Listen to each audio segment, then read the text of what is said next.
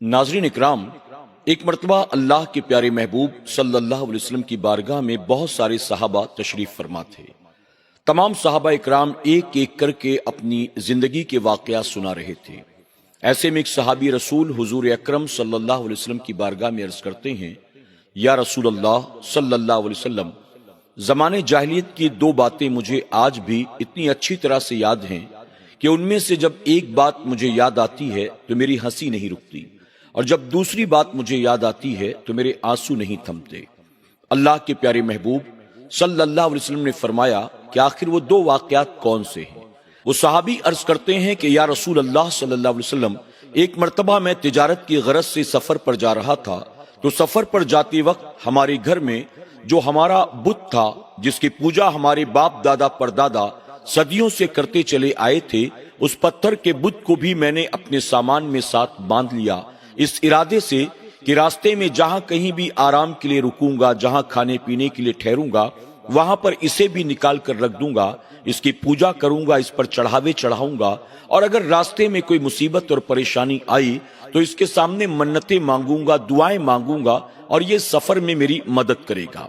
जब मैं सामान को उठाकर चलने की कोशिश करता हूं तो मैंने महसूस किया कि मेरा सामान बहुत ज्यादा वजनदार हो चुका था।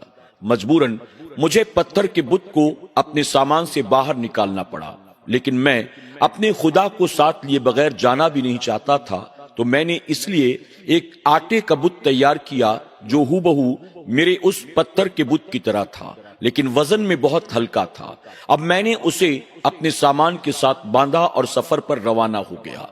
जहां कहीं भी मैं आराम के लिए रुकता, उस आटे के बुत को निकालकर सामने खड़ा कर देता और मैं उसके सामने अपना सर झुकाता, उससे दुआएं मांगता और उसकी बारगाह में अपनी तमाम इल्तिजाएं पेश करता। वो कहते हैं कि मुझे सफर करते करते एक तवील अरसा गुजर गया, यहां तक कि मेरे पास खाने पीने की तमाम चीजें खत्म हो गईं। मैंने आस पास बहुत तलाश किया, लेकिन खाने पीने की कोई चीज मौजूद न थी। अब मुझे अपनी जान बचाने के लिए मजबूरन कुछ और न सूझा, तो मैंने उसी आटे के बुत को अपने सामान से निकाला और उसे पानी में डालकर मैंने उसे घोलना शुरू कर दिया। मैं उसे पानी में घोलता जा रहा था और साथ ही साथ उससे माफी मांगता जा रहा था, ऐ मेरे खुदा, अगर मेरी इस हरकत पर तू मुझसे नाराज है तो मुझे माफ कर दे। मैं और क्या कर सकता हूँ, अपनी जान बचाने के लिए मुझे ये मजबूरन करना पड़ रहा है, और तू वैसे भी मेरा खुदा है, अब मेरी जान पर बन गई है, अब काम नहीं आएगा तो तू कब काम आएगा। और इस तरह से मैंने उस आटे के बुत को पानी में घोल डाला और उसके बाद पीकर अपनी जान मैंने बचाई है। या रसूल अल्लाह सल्लल्लाहु अलैहि वसल्लम, जब मुझे अपनी जिंदगी का ये वाकया याद आता है तो हंसी थमती नहीं है, हंसते हंसते मेरा पेट दुखने लगता है कि वो जिसे हमने खुदा बना रखा था, एक वक्त ऐसा आया कि मैंने उसे पानी में डालकर घोल कर पी लिया और वो अपने आप को भी बचा न सका।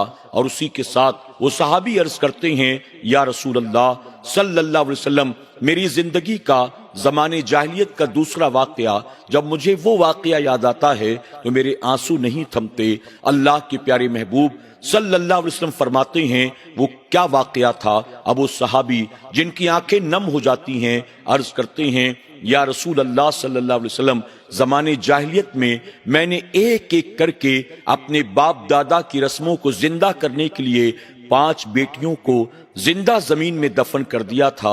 छठी मर्तबा जब मेरी बीवी उम्मीद से थी, उस वक्त मैं तिजारत की गरज से सफर पर जाने वाला था। सफर पर जाने से पहले मैंने अपनी बीवी को इस बात की वसीयत की, मेरे जाने के बाद अगर घर में बेटा पैदा हो, नाजो नैम के साथ उसकी परवरिश करना, अपनी जान से ज्यादा बेटे को संभालना। मुझे उम्मीद थी 5 बेटियों के बाद अब मेरे घर बेटा पैदा होगा, इसलिए मैंने अपनी बीवी को बेटे के ताल्लुक से वसीयत की और साथ ही कहा, अगर बेटे की जगह बेटी पैदा हो गई तो सुन, मेरे वापस आने का इंतजार मत करना।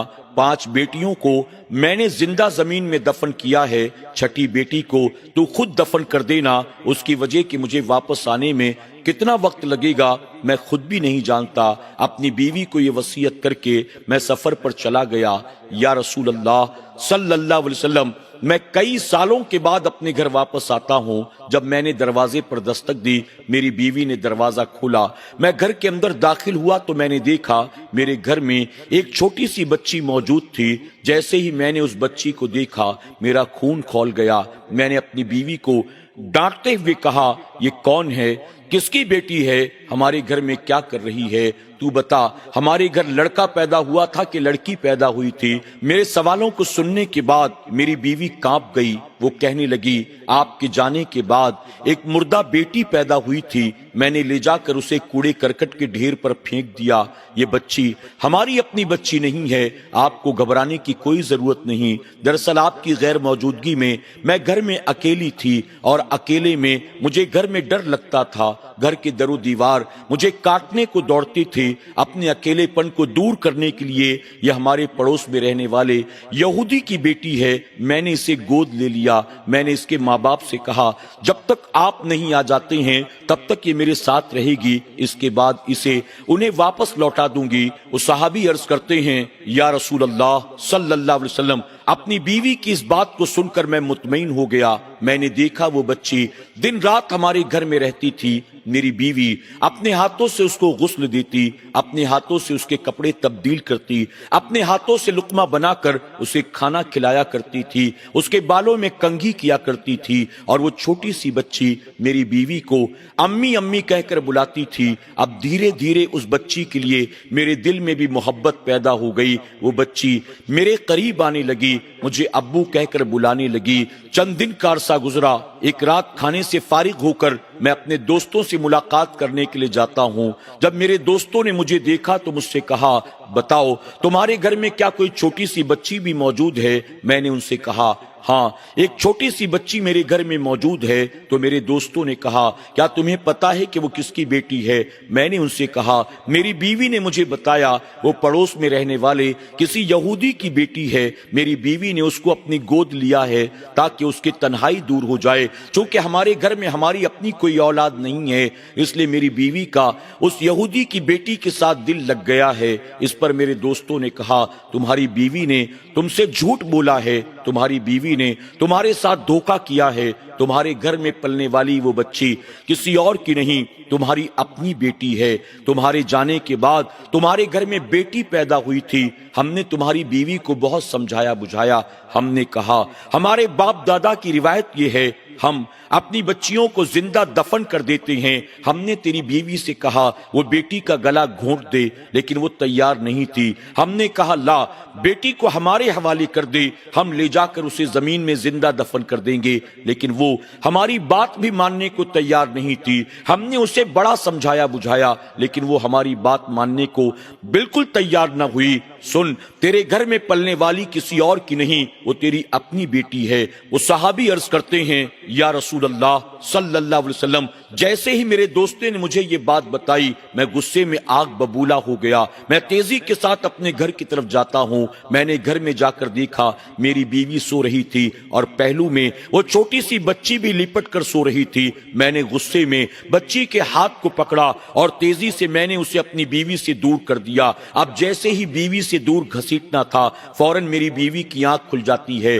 میری بیوی نے مجھے غصے میں دیکھا، وہ سمجھ گئی پردہ فاش ہو چکا ہے، اب سارا راز کھل چکا ہے۔ اس نے فوراً میرے پیروں کو پکڑ لیا اور مجھ سے کہنے لگی، مجھے معاف کر دیں، مجھ سے بہت بڑی غلطی ہو گئی، میں نے آپ سے جھوٹ بولا، میں نے آج تک آپ سے کسی چیز کا تقاضا نہیں کیا، وعدہ کرتی ہوں آج کے بعد زندگی میں آپ سے کبھی کچھ نہیں مانگوں گی۔ آپ نے 5 بیٹیوں کو زندہ زمین میں دفن کیا، میں نے آپ کو کبھی نہیں روکا، لیکن یہ چھٹی بیٹی ہے، اسے نہ ماریں، ہو سکتا ہے کہ اس کے بعد ہمارے مقدر میں کوئی اولاد ہو یا نہ ہو۔ میں نے آج تک آپ سے کچھ بھی نہیں مانگا، آئندہ کبھی کچھ نہیں مانگوں گی، بس اس بچی کی زندگی بخش دے۔ میری بیوی روتی رہی، مجھ سے التجائیں کرتی رہی، لیکن میں غصے میں تھا۔ میں نے اپنی بیوی سے کہا، تو نے مجھ سے بہت بڑا دھوکہ کیا، تو جانتی ہے اب اس بچی کے ساتھ میں کیا کروں گا۔ اس کے بعد اس بچی کا ہاتھ پکڑ کر اپنے کاندھے پر فاوڑا رکھ کر میں گھر سے باہر نکلنے لگا۔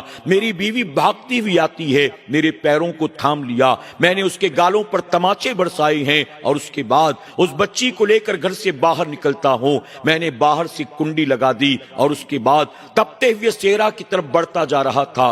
रात का वक्त था। रात ने अपनी स्याह जुल्फों को आसमान पर बिखेरा था। मक्का मुअज्जमा की सरजमीन पर हर कोई इत्मीनान और सुकून की नींद अपने अपने घरों में सो रहे थे। ठंडी हवाओं के झोंके चल रहे थे। ऐसे में मैं उस नन्ही सी बच्ची के हाथ को पकड़कर तेजी के साथ तपते हुए सेहरा की तरफ चला जा रहा था। मेरी बच्ची मेरी बराबरी में चल नहीं पाती थी। कभी पैर लड़खड़ाती थी, कभी गिर जाती थी, कभी उठती थी, कभी संभलती थी, फिर मेरे साथ चलने की कोशिश करती थी। वो बच्ची बार बार कह रही थी, अब्बा मुझे लेकर कहां जा रहे हो? अब्बा यहाँ कोई भी नहीं है, मुझे डर लग रहा है। अब्बा इस वक्त हमें कहां जाने की जरूरत पड़ गई? मेरी बेटी मुझसे तरह तरह के सवाल कर रही थी, लेकिन मैं उसकी किसी बात का जवाब देने के लिए तैयार नहीं था। मैं उसे घसीटता हुआ तपते हुए सेहरा के बीचों बीच पहुंचता हूं। वहां पहुंचकर मैंने चारों तरफ देखा।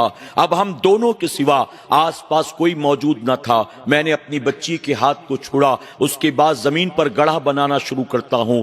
जब मैं जमीन पर फावड़ा मारता था, कभी रेत उड़कर मेरे कपड़े पर आकर लगती थी, कभी रेत उड़कर मेरे चेहरे पर आकर लगती थी। जब रेत मेरे कपड़े और चेहरे पर लगती, मेरी बेटी अपने छोटे छोटे हाथों से कभी मेरा कपड़ा साफ करती थी, कभी मेरी दाढ़ी साफ करती थी और कहती थी, अब्बा देखिए आपका कपड़ा खराब हो रहा है। अब्बा देखिए आपके चेहरे पर रेत उड़ रही है। अब्बा आप ये क्या कर रहे हैं? अब्बा चलो घर वापस चलते हैं। आपने अम्मी को क्यों मारा?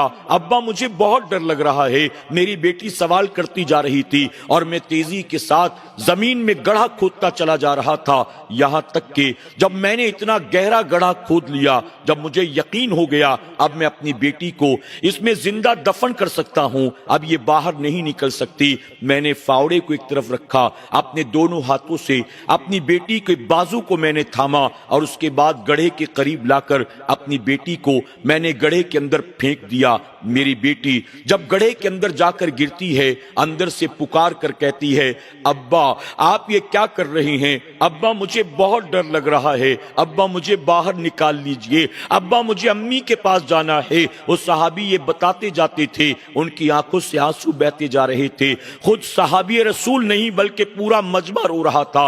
रहमतुल्लिल आलमीन आका की आंखों से सावन भादो जारी थे। पूरा मजमा ज़ारो कतार रो रहा था और वो सहाबी रोते रोते अर्ज करते हैं, या रसूल अल्लाह मैं तेजी के साथ अपनी बेटी पर रेत डालना शुरू करता हूं, यहां तक कि रेत उसकी पिंडलियों तक पहुंच गई। वो कह रही थी, अब्बा आप ये क्या कर रहे हैं? अब्बा मुझे बाहर निकाल ले, मुझे बहुत डर लगता है। क्या आप मुझे मारना चाहते हैं? अब्बा मेरा कसूर क्या है? मैंने तो कभी आपका दिल भी नहीं दुखाया है, मैंने आपको कभी कोई तकलीफ नहीं दी है, फिर आप ये मेरे साथ क्यों कर रहे हैं? वो सहाबी रोते जा रहे थे, अर्ज करते जा रहे थे। मैंने अपनी रफ्तार को तेज किया, तेजी के साथ रेत डालता गया, यहां तक कि रेत कमर तक पहुंच गई। अब मेरी बच्ची अपने आप को हिला तक नहीं पा रही थी। फिर मैंने और रेत डाला, अब रेत गर्दन तक पहुंच गई। अब सिर्फ उसका सर हिल रहा था, आंखों से आंसू बह रहे थे और वो मुझे अब्बा अब्बा कहकर पुकार रही थी। लेकिन मेरा दिल इतना सख्त और पत्थर का बन चुका था। अपनी बच्ची के इस हाल को देखकर, अपनी बच्ची की बात को सुनकर मुझ पर कोई असर नहीं हो रहा था। मेरी बेटी कह रही थी, अब्बा मुझे बाहर निकाल लीजिए, अब्बा मुझे कत्ल न कीजिए। लेकिन मैं तेजी के साथ रेत डालता रहा। मैंने अपनी बेटी को जब जमीन में पूरी तरह जिंदा दफन कर दिया, उसकी कब्र को सेहरा के बराबर कर दिया। मैंने अपने कांधे पर फावड़ा रखा और मैं अना और तकब्बुर का पुतला बनकर ऐसा लग रहा था जैसे मैंने कोई बहुत बड़ा कारनामा अंजाम दे दिया हो, कोई बहुत बड़ा किला फतेह कर लिया हो। अपने घर की तरफ पलटता हूं, ये सोचकर मेरी बीवी बाप दादा परदादा की रस्म को तोड़ने चली थी। आज अपनी बेटी को जिंदा दफन करके मैंने बाप दादा की रस्म को फिर से जिंदा कर दिया। मैं अपने घर की तरफ जा रहा था, अभी चंद कदम चला था, पीछे से अचानक मेरे कानों में मेरी बेटी की आवाज टकराती है, अब्बा अब्बा। ابا ابا۔ وہ صحابی کہتے یا رسول اللہ،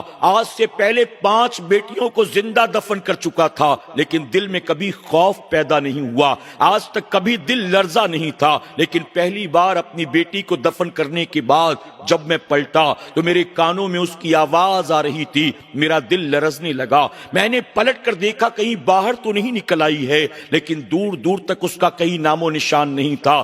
اب دائیں دیکھتا تو اس کی آواز آتی تھی، بائیں دیکھتا تو اس کی آواز آتی تھی، میں جہاں جاتا اس کی آواز آتی تھی۔ یا رسول اللہ، وہ دن ہے اور آج کا دن ہے، میں کبھی چین کی نیند نہیں سو سکا، رات سوتا ہوں تو میری بیٹی کا چہرہ میرے سامنے آ جاتا ہے اور میری بیٹی مجھ سے کہتی ہے ابا میرا کیا قصور تھا، ابا میری کیا غلطی تھی، اور میں اسے کوئی جواب نہ دے سکا۔ وہ صحابی رسول روتے جاتے ہیں، رحمت للعالمین آقا روتے جاتے ہیں، اور وہ صحابی رو رو کر عرض کرتے ہیں یا رسول اللہ، آپ کی میلاد نہ ہوتی ہم نہ جانے کہاں ہوتے، آپ کی میلاد نہ ہوتی آج بھی اپنی بیٹیوں کو ہم زندہ دفن کر رہے ہوتے، آپ کی میلاد نہ ہوتی ہم تو اللہ کے باغی اور غدار بن کر اپنے آپ کو جہنم کا ایندھن بنا رہے ہوتے، آپ کی میلاد نہ ہوتی ہمارا انجام پتہ نہیں کیا ہوتا۔ اللہ اکبر۔